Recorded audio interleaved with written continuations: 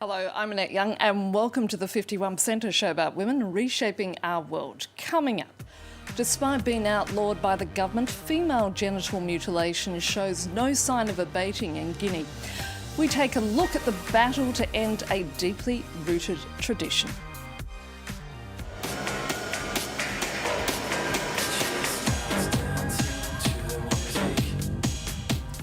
Also, Me Too in the music industry. I'll be talking to Louisahhh, a Paris-based American techno artist, about the musicians and DJs taking a stand to end a culture of sexual harassment and violence.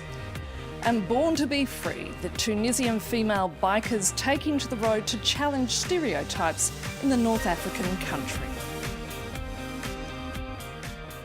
But first, it's one of the countries with the highest rates of female genital mutilation in the world. In Guinea, nearly 97% of women have undergone the procedure, according to the United Nations. Despite being prohibited by a law passed in 2000, the practice is strongly rooted in tradition, and wiping it out is proving to be a struggle, as our team report. Koya, about 50 kilometres from the Guinean capital Conakry, is Mabinti Bangora's home village.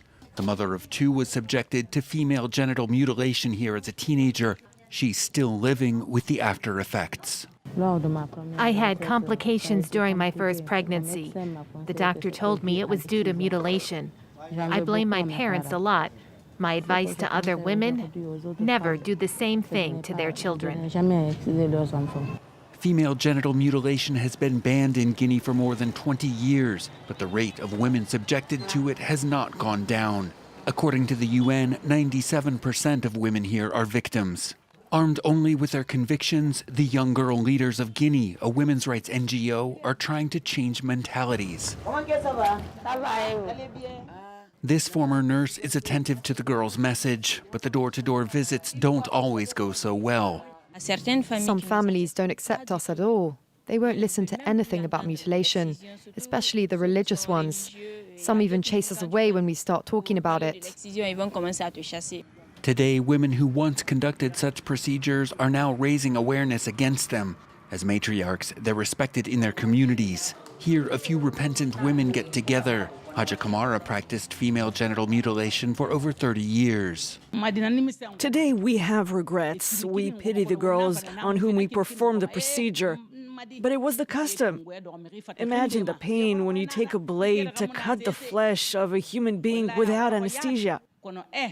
In Guinea, female genital mutilation is punishable with up to 5 years in prison, but few are ever prosecuted. Now, the music industry, like many others, has faced its own allegations of sexual discrimination, harassment and abuse. It's an issue that came to a head in September 2020 following the death of house superstar Eric Morillo, whose achievements were celebrated on social media despite having been charged with rape. In response, a group of women musicians and their supporters created their own Me Too campaign. Entitled For the Music, it calls for change in an industry that, to quote them, has been cloaked in sexual abuse since its infancy. Joining me in the studio is Paris-based American singer, DJ and techno artist Louisahhh, ambassador for the movement. Louisahhh, thank you so much for coming in and chatting to us. First of all, how did this start and who was behind it? So DJ Rebecca, who is a Berlin-based, I believe she's from Manchester, kind of spearheaded the campaign. And, you know, there have been numerous kind of feminist campaigns around this issue in the music industry dating back many years, but I think a big issue in a lot of them was that we lacked kind of male allyship. And so this one, it felt really important that we have kind of a unified front against sexual abuse, harassment, and misconduct, and that we have really clear code of what that looks like and who we're trying to get on board with that. So it's not just kind of female DJs against everybody else. It's an invitation to kind of create a consent-based anti-rape culture community in the dance music industry as a whole. How difficult is it to be a female techno artist? I mean, are women more vulnerable? I mean, you know, it's hard to answer that question because I have no other experience, but I do think that to be taken seriously as a techno artist and not just to be like, wow, you're such a great girl DJ. I'm like, I think I'm a great DJ, period. Thank you. But I think, there's a lot of competition, there's a lot of discrimination, there's not a lot of gender equality in this industry, and we're really working to change that because for me, the idea of rape culture is kind of as explicit as sexual misconduct and assault, and also as kind of subliminal and hard to pin down as the fact that I think it's like we have maybe 23% of festival lineups are women. I mean, and even less for kind of trans-identifying or non-binary artists. So really working to kind of make the industry as a whole look more equal across the spectrum. Have you personally had any experience of harassment or violence when doing the job? Not within the industry, thankfully, which is, I hear, kind of rare, actually. But I have often kind of found myself in the position where I'm the only woman in a room, and what that looks like is that sometimes I find it hard to take myself seriously. I have a lot of imposter syndrome, but, like the stories of what women people have to go through in order to get booked, to fit in, to feel safe, to be accepted in this world, like basically all industries, I think, at this point, but, especially kind of entertainment-based work is sad and scary, especially because I think there are so many kind of power dynamics at play, and if I think my only value there is as kind of a sexual object, then it kind of takes away my ability to be there for the music. You're an American artist living in Paris. Do you notice any particular difference when it comes to dealing this issue, as opposed to the other side of the Atlantic? I mean, are there cultural differences that kick in here on the European continent? For me, I think a lot of that stuff is actually kind of invisible because I just assume it is as it is in the U.S. But I think culturally, like dance music culture in the U.S. is it's more bro-y. It's more kind of EDM festivals and like sleeveless shirts. And Lots of dudes. It's very dudes, yes.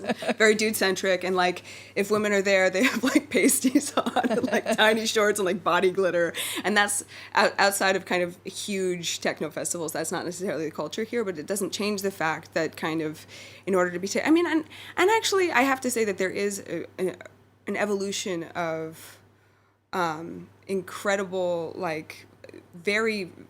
openly feminist, queer, and often, femme-presenting artists taking the stage in the last, like, year and a half, 2 years, like, almost as a result of the pandemic. And I wonder if that has to do with, like, kind of, if you're doing it in your home outside of actual club spaces, then when you kind of graduate into the universe of live in-person festivals, that creates a different dynamic, But to answer your question, like, it looks different, but the statistics remain the same. Like there's still I think it's 23% of artists on festival lineups are women, and that's insane. It is incredibly so small. Stupid. Okay, so with that figure in mind, what needs to be done? I think a big reason that figure exists is exactly what we're talking about, is this idea of kind of rape culture within the industry and the imposter syndrome going into it, in addition to like the traumatization of a culture of people who have been assaulted, harassed, or have been victims of sexual misconduct, or survivors of sexual misconduct. And so for me, a big point of this campaign is to kind of create conversations about consent. Like, what is it? What does it look like? How can we get everybody on board with that? And also, in instances where there has been misconduct, how do we create conversations around mediation, or especially around this idea of, like, we don't want to do cancel culture or call-out culture because we really need, I believe, male artists and male industry professionals as allies. And, like, so it's an invitation into how can we help keep each other safe?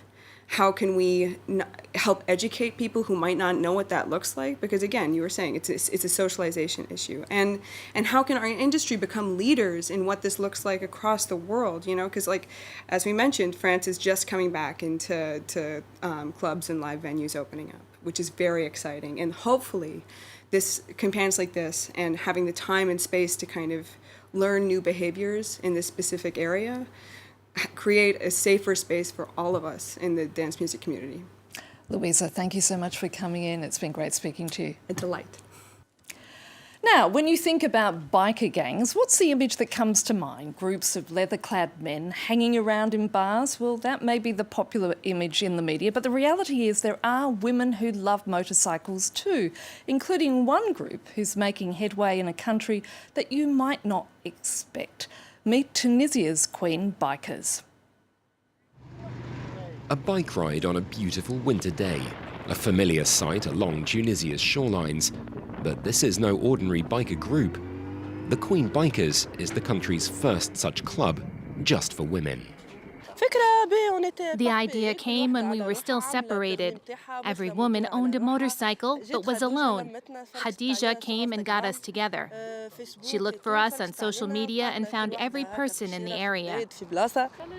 That would be Khadija Hussaini, one of the group's founding members, who cottoned onto a need that wasn't being met.